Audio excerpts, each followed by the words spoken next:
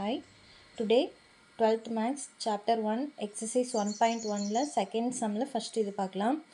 Find the inverse if it exists of the following. இதுக்கு வந்து A வந்து கொடுத்துருக்குறாங்க. A inverse வந்து கேட்டுக்கிறாங்க. A inverseக்கு என்ன formula 1 by determination of A into HA. First ஏலேருந்து டிட்டர்மினேஷன் ஆஃப் ஏ வந்து நம்ம கண்டுபிடிக்கலாம்.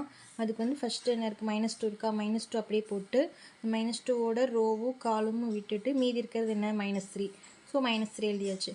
தென் மைனஸ் இந்த 4 எழுதிட்டு இந்த 4ஓட ரோவும் காலமும் விட்டுட்டு மீதி இருக்கிறது என்ன 1 எழுதியாச்சு. ஓகேவா? இப்போ இந்த -2 -3யும் மல்டிபிள் பண்ணால் 6 -4 × 1 4 6 - 4 2.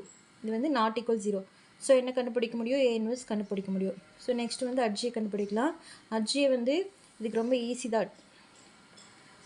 இந்த ரெண்டையும் வந்து பிளேஸ் சேஞ்ச் பண்ணணும், இந்த ரெண்டுக்கு வந்து சைன் சேஞ்ச் பண்ணணும். ஓகேவா? இந்த ரெண்டையும் பிளேஸ் சேஞ்ச் பண்ணால் அந்த -3 வந்து மேலே போயிடுது, -2 வந்து கீழே வந்துடுது.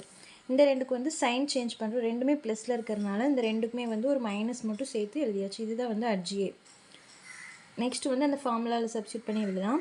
ஏ inverse equal 1 by determination of A என்ன கிடச்சிது, 2 கிடச்சிதா. ஸோ 2 போட்டாச்சு. அதுக்கப்புறம் அட்ஜி நம்ம கண்டுபிடிச்சிருக்கோம், அதை எழுதிக்கலாம். அவ்வளோதான். தேங்க்யூ.